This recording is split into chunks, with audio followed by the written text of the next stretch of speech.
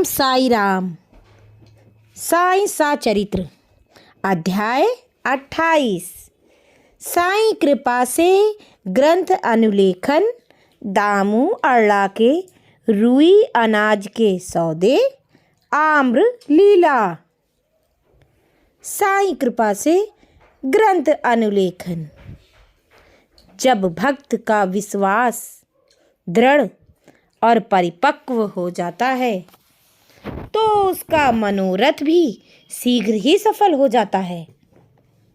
जब हेमांड पंत को साईं लीलाओं को रचने की तीव्र इच्छा हुई तो बाबा ने तुरंत ही उनकी वह इच्छा पूर्ण कर दी। जब उन्हें स्मृति पत्र इत्यादि रखने की आज्ञा हुई तो हेमांड पंत में स्फूर्ति, बुद्धिमत्ता, शक्ति तथा कार्य करने की क्षमता स्वयं ही आ गई और उन्होंने साईं सा चरित्र की रचना कर डाली। जब भक्त पूर्ण अंतःकरण से श्री साईं बाबा की भक्ति करने लगता है तो बाबा उसके समस्त कष्टों और दुर्भाग्यों को दूर कर स्वयं उसकी रक्षा करने लगते हैं। दामू अरला के रुई अनाज के सौदे। दामू अरला को बंबई से उनके एक मित्र ने पत्र में लिखा कि वह उनकी साझेदारी में रुई का सौदा करना चाहते हैं, जिसमें लगभग 2 लाख रुपयों का लाभ होने की आशा है। सन 1936 में नरसिंह स्वामी को दिए गए एक वक्तव्य में दामू अरला ने बतलाया कि रुई के सौदे का यह प्रस्ताव बंबई के एक दलाल ने उनसे किया था, जो कि साझेदारी से हाथ खींचकर मुझ पर ही सारा भार छोड़ने वाला था। दलाल ने लिखा था कि सौदा अति उत्तम है और हानि की कोई आशंका नहीं है। ऐसे स्वर्णिम अवसर को हाथ से नहीं खोना चाहिए। दामू अरला के मन में नाना प्रकार के संकल्प विकल्प उठ रहे थे, परंतु स्वयं कोई निर्णय करने का साहस वे ना कर सके। उन्होंने इस विषय में कुछ विचार तो अवश्य कर लिया, परंतु बाबा से आज्ञा प्राप्त करने की प्रार्थना की। यह पत्र सामा को दूसरे ही दिन मिल गया, जिसे दोपहर के समय मस्जिद में जाकर उन्होंने बाबा के सामने रख दिया। सामा से बाबा ने पत्र के संबंध में पूछताछ की। उत्तर में सामा ने कहा कि अहमदनगर के दामू अरला का सार आपसे कुछ आज्ञा प्राप्त करने की प्रार्थना कर रहे हैं। बाबा ने पूछा कि वह इस पत्र में क्या लिख रहा है और उसने क्या योजना बनाई है। मुझे तो ऐसा प्रतीत होता है कि वह आकाश को छूना चाहता है। उसे जो कुछ भी भगत्व कृता से प्राप्त है वह उससे संतुष्ट नहीं है। अच्छा, पत्र पढ़कर सुनाओ। सामा ने कहा कि जो कुछ आपने अभी कहा वही तो पत्र में लिखा हुआ है। हे देवा, आप यहाँ शांत और स्थिर बैठे रहकर भी भक्तों को उद्विग्न कर देते हैं और जब वे अशांत हो जाते हैं तब आप उन्हें आकर्षित कर किसी को प्रत्यक्ष तो किसी को पत्रों द्वारा यहाँ खींच लेते हैं। जब आपको पत्र का आशय विदित ही है तो फिर मुझे पत्र पढ़ने को क्यों विवश कर रहे हैं? बाबा कहने लगे कि श्यामा, तुम तो पत्र पढ़ो, मैं तो ऐसे ही अनाप शनाप बकता हूं, मुझ पर कौन विश्वास करता है? मुझे ऐसा प्रतीत होता है कि सेठ दामू अड़ा पागल हो गया है। उसे लिख दो कि उसके घर किसी वस्तु का अभाव नहीं है, उसे आधी रोटी में ही संतोष कर लाखों के चक्कर से दूर ही रहना चाहिए। श्यामा ने उत्तर लिखकर भेज दिया, जिसकी प्रतीक्षा उत्सुकता पूर्वक दामू अड़ा कर रहे थे। पत्र पढ़ते ही लाखों रुपए का लाभ होने की उनकी आशा पर पानी फिर गया।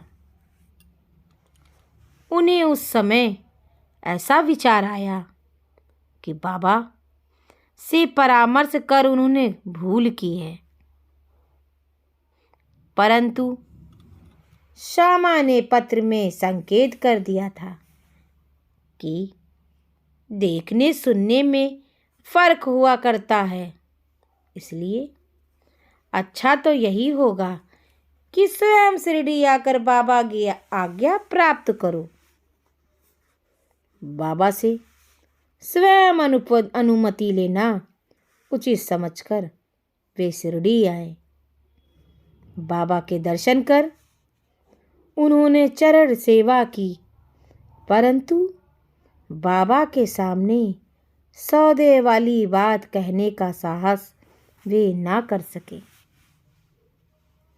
उन्होंने संकल्प किया कि यदि उन्होंने कृपा कर दी तो उस सौदे में से कुछ लाभांश उन्हें भी अर्पण कर दूंगा। यह सोचकर ही वे शिरडी आए थे।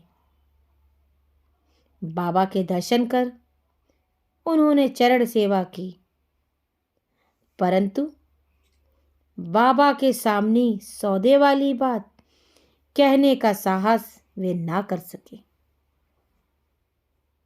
बाबा ने दामू अड़ा के मन की बात जानकर कहा कि बापू, मैं अपने को इस सांसारिक झंझटों में फंसाना नहीं चाहता। बाबा की आस्वीकृति जानकर दामू अड़ा ने यह विचार त्याग दिया। तब उन्होंने अनाज, गेहूं, चावल आदि अन्य वस्तुओं का कार्य आरंभ करने का विचार किया। बाबा ने इस विचार को भी समझकर उनसे कहा कि तुम रुपए का 5 शेर खरीदोगे और 7 शेर बेचोगे, इसलिए उन्हें इस धंधे का भी विचार त्यागना पड़ा। कुछ समय तक तो अनाज का भाव चढ़ता ही गया और ऐसा प्रतीत होने लगा कि संभव है बाबा की भविष्यवाणी सत्य निकले। परंतु 2-1 मास के पश्चात ही सब स्थानों में पर्याप्त बरसात हुई, जिसके फलस्वरूप भाव अचानक ही गिर गए और जिन लोगों ने अनाज संग्रह कर लिया था उन्हें यथेष्ट हानि उठानी पड़ी। पर दामू अड़ा इस विपत्ति से बच गए। यह कहना व्यर्थ न होगा कि रुई का सौदा जो कि उस दलाल ने अन्य व्यापारी की साझेदारी में किया था, उसमें उसे अधिक हानि हुई। बाबा ने उन्हें बड़ी विपत्तियों से बचा लिया है। यह देखकर दामू अड़ा का साईं चरणों में विश्वास दृढ़ हो गया और जीवन पर्यंत वे बाबा के सच्चे भक्त बने रहे। आम्र लीला। एक बार गोवा के एक मामलतदार राले ने लगभग 300 आमों का एक पार्सल सामा के नाम शिरडी भेजा। पार्सल खोलने पर प्रायः सभी आम अच्छे निकले।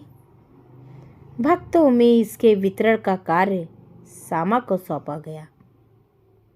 उनमें से बाबा ने 4 आम दामू अण्णा के लिए अलग निकाल कर रख लिए। दामू अण्णा की 3 स्त्रियां थीं, परंतु अपने दिए हुए वक्तव्य में उन्होंने बतलाया कि उनकी केवल 2 ही स्त्रियां थीं। वे संतानहीन थे। इस कारण उन्होंने अनेक ज्योतिषों से इसका समाधान कराया और स्वयं भी ज्योतिष शास्त्र का थोड़ा सा अध्ययन कर ज्ञात कर लिया कि जन्म कुंडली में एक पाप ग्रह के होने के कारण इस जीवन में उन्हें संतान का मुख देखने का कोई योग नहीं है। परंतु बाबा के प्रति तो उनकी अटल श्रद्धा थी। पार्सल मिलने के 2 घंटे पश्चात ही वे पूजनार्थ मस्जिद में आए। उन्हें देखकर जिसके हैं उसी को खाकर मरने दो।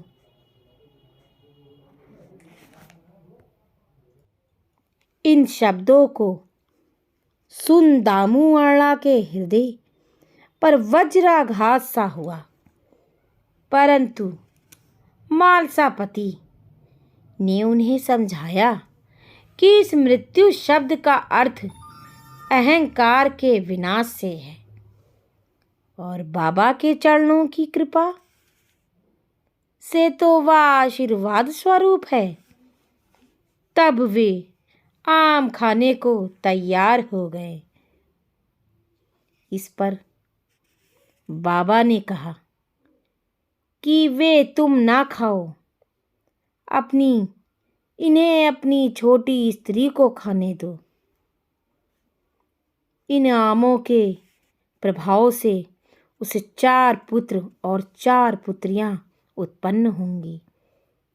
यह आज्ञा सिरोधार कर उन्होंने वे आम ले जाकर अपनी छोटी स्त्री को दिए। धन्य है श्री साईं बाबा की लीला, जिन्होंने भाग्य विधान पलटकर उन्हें संतान सुख दिया। बाबा की स्वेच्छा से दिए वचन सत्य हुए, ज्योतिषियों के नहीं। बाबा के जीवन काल में उनके शब्दों ने लोगों में अधिक विश्वास और महिमा स्थापित की।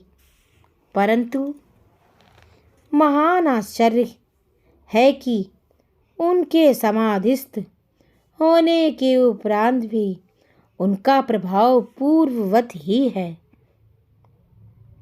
बाबा ने कहा कि मुझ पर पूर्ण विश्वास रखो। यद्यपि मैं देह त्याग भी कर दूंगा, परंतु फिर भी मेरी अस्थियां आशा और विश्वास का संचार करती रहेंगी। केवल मैं ही नहीं, मेरी समाधि भी वार्तालाप करेगी, चलेगी फिरेगी और उन्हें आशा का संदेश पहुंचाती रहेगी। जो अन्य भाव से मेरे शरणागत होंगे, निराश ना होने की मैं तुमसे विदा हो जाऊंगा। तुम सदैव मेरी अस्थियों को भक्तों के कल्याणार्थ ही चिंतित पाओगे। यदि मेरा निरंतर स्मरण और मुझ पर दृढ़ विश्वास रखोगे तो तुम्हें अधिक लाभ होगा। इसी के साथ मेरा आज का ये श्री साईं सचरित्र अध्याय 28 का समापन होता है। साईं बाबा की ऐसी ही बहुत सारी लीलाएं हैं बाबा के ऊपर जो भी विश्वास रखता है उसका विश्वास कभी खाली नहीं जाता। बाबा सभी की कठिनाइयों को समझते हैं, सभी की इच्छाओं को पूर्ण करते हैं। बस बाबा पर दिल से श्रद्धा रखिए और सब्र करिए। बाबा आपकी सभी इच्छाओं को अपने आप ही जान जाएंगे। बाबा आपकी कष्टों को खुद ही समझ जाएंगे। जो दिल से बाबा का नाम लेता है, बाबा उन सभी की सभी इच्छाओं की पूर्ति करते हैं। और ओम साई राम।